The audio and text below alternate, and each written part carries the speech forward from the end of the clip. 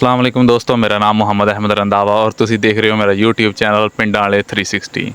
तो दोस्तों अज जानी मानी शख्सियत 215 दी मेरा दोस्त आ तैयब वाला जट ਉਹਦਾ मैं इंटरव्यू ਲੈਣਾ ਆ ਤੇ ਤੁਸੀਂ ਐਂਡ ਤੇ ਦੇਖ ਕੇ ਮੈਨੂੰ ਦੱਸਣਾ ਕਿ कैसा इंटरव्यू लिया। अच्छा अस्सलाम वालेकुम। वालेकुम सलाम। होर जनाब की हाल चाल, कैसी सेहत भी है?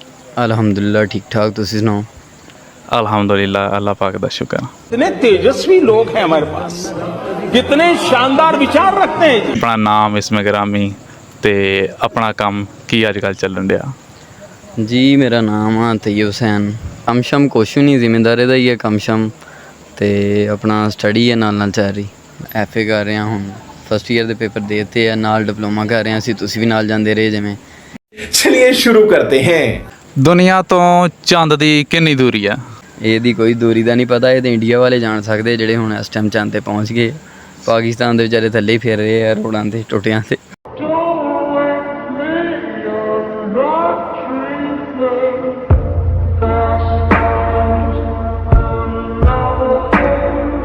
ਆਉਣ ਵਾਲੇ ਵਕਤ 'ਚ ਇਦਾਂ ਦਾ ਵਕਤ ਆਉਣਾ ਵਾ ਕਿ ਪਾਕਿਸਤਾਨ ਨੇ ਪੂਰੀ ਦੁਨੀਆ ਤੇ ਹਕੂਮਤ ਕਰਨੀ ਆ। ਉਹ ਪਰ ਵੱਲੇ ਵੱਲੇ ਹੋਣਾ ਵਾ ਕਿ ਸਾਰੀ ਦੁਨੀਆ ਚੰਦ ਤੇ ਪਹੁੰਚ ਗਈ ਹੋਣੀ ਆ, ਪਾਕਿਸਤਾਨ ਕੱਲਾ ਹੀ ਦੁਨੀਆ ਤੇ ਰਹਿ ਗਿਆ ਹੋਣਾ। ਤਰੱਕੀ ਕਰਨ ਦੇ ਸ਼ਾਰਟ ਤਰੀਕੇ ਵੀ ਹੁੰਦੇ, ਲਾਜ਼ਮੀ ਨਹੀਂ ਆ ਵੀ ਤਰੱਕੀ ਆਪਾਂ ਇਦਾਂ ਹੀ ਕਰਨੀ ਆ ਕਿ ਮਿਹਨਤ ਕਰਕੇ ਕਰਨੀ। ਹੁਣ ਜਿੱਦਾਂ ਮੈਂ ਅਕਸ਼ੇ ਕੁਮਾਰ ਦੀ ਇੱਕ ਫਿਲਮ ਵੇਖੀ, ਉਹ ਕਹਿੰਦਾ ਵੀ ਇਹ ਛੱਤ 'ਤੇ ਖੜਾ ਤਾਂ ਨਾ ਇਹ ਸਾਰੀ ਸ਼ਹਿਰ ਦੇਖ ਰਹੇ ਹੋ, ਉਹ ਕਹਿੰਦਾ ਵੀ ਹਾਂ ਦੇਖਣ ਨੇ ਆ। ਉਹ ਕਹਿੰਦਾ ਵੀ इसमें लाखों लोग हैं जो करोड़पति हैं, कहता हाँ होंगे। वो कहता बस एक बंदा जो करोड़पति है उसकी बच्ची सेट करनी है।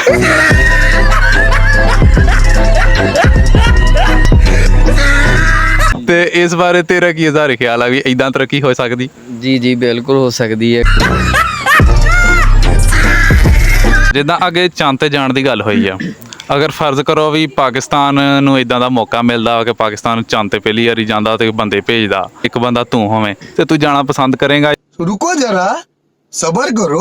रिस्क लैण दा भी तां फायदा होए कि उत्थे जा कोई अपनी मलकीयत उत्थे जा के भी उत्थे किसे जरनल दा झंडा लगा होना, उन्हें कहना मलकीयत जिहड़ी है फलाने जरनल दी। मैं कुछ नहीं बोलूंगा क्योंकि मेरी जिंद मेरी जान जरनल आसिम मुनी। दुनिया का लंबा तरीन पौधा केड़ा? ये मैं तो अपनी जिंदगी दे विच लंबा तरीन पौधा दो ही वेखे है, एक तो अपनी साडी खजूर है पैलियां विच, मैं कहना वही लंबी है क्योंकि मैं उस तो लंबी वेखी नहीं, तो दूसरा सफेदे का दरख्त ज़्यादा लंबा हुंदा।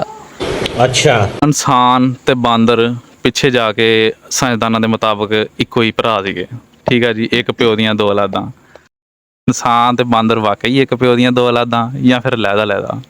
जी वैसे आलमे दीन ते कहंदे आ जी इंसान जिहड़े आ ओह नहीं बांदर तो पैदा होए, बाकी ਇਹ ਤੇ ਹੁਣ ਸਾਇੰਸਦਾਨਾਂ ਦੀਆਂ ਗੱਲਾਂ ਕਿ ਬਾਂਦਰ ਤੋਂ ਪੈਦਾ ਹੋਏ ਤੇ ਇਹ ਉਹ ਤੇ ਉਹਦੇ ਵਿੱਚ ਵੀ ਇੱਕ ਲੌਜਿਕ ਆ, ਕਿਉਂਕਿ ਉਹ ਬੰਦਿਆਂ ਦੀਆਂ ਕਰਤੂਤਾਂ ਵੇਖਦੇ ਆ ਸਾਇੰਸਦਾਨ, ਉਹ ਕੋਈ ਬਾਂਦਰ ਤਰ੍ਹਾਂ ਛੜਪੀਆਂ ਮਾਰਦੇ ਜਿੱਦਾਂ ਦੇ ਉਹਨਾਂ ਦੀਆਂ ਕਰਤੂਤਾਂ ਵਾ। ਹੁਣ ਜਿਵੇਂ ਆਪਣੇ ਮੌਜੂਦਾ ਵਜ਼ੀਰ ਆਜ਼ਮ शहबाज शरीफ ਆ, ਉਹਨਾਂ ਦੀਆਂ ਹਰਕਤਾਂ ਵੇਖ ਲਓ। और मैंने यही कहा जब मैं आया हूँ तो आप समझेंगे शायद ये मांगने आया है, मैं मांगने नहीं आया लेकिन मजबूरी है हमारा।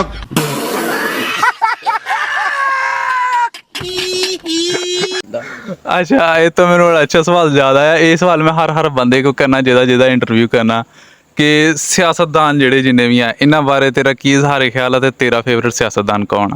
जी अपना फेवरेट वही है जिहड़ा मुल्क दा चंगा करे, अपना फेवरेट वो नहीं गा है। आपां ये नहीं कहना कि इमरान खान जिंदाबाद तो जो मर्जी करे तो जिंदाबाद ही है। आपां फिलहाल एक सपोर्ट जिन्हों करते हैं वो खादम हुसैन रिजवी है। हर बंदे की कोई ना कोई गल बंदे नूं दिल हिट होंदी है, तां करके बंदा ਉਹਦਾ फैन बनदा। ते ਉਹਦੀ ਕਿਹੜੀ ऐसी गल सी ਜਿਹੜੀ हिट होई ते ਉਹਦੇ फैन हो गए पक्के? फैन तो ਉਹਦੀਆਂ जी दरअसल गल्लां तो ही होए हैं, ਉਹਦੀਆਂ बातां सुन के ते ਉਹਦੇ शेर ਉਹਨਾਂ ਦੀ तशरीह अलामा इकबाल ਨੂੰ बहुत पढ़दे सी, ਉਹਨਾਂ ਨੂੰ ਜਾਣਦੇ ਹੀ ਅਸਲ 'ਚ ਮੈਂ ਕਹਿੰਦਾ ਉਹ ਬੰਦੇ ਸੀ अलामा इकबाल। ਬਾਕੀ ਉਹਨਾਂ ਦੀ ਇੱਕ ਗੱਲ ਮੈਨੂੰ ਬਹੁਤ ਅੱਛੀ ਲੱਗਦੀ ਹੈ, ਨੱਚਣ ਵਾਲੀਆਂ ਦੇ ਪੁੱਤ ਕਦੀ ਆਜ਼ਾਦੀ ਦੀਆਂ ਜੰਗਾਂ ਨਹੀਂ ਲੜ ਸਕਦੇ।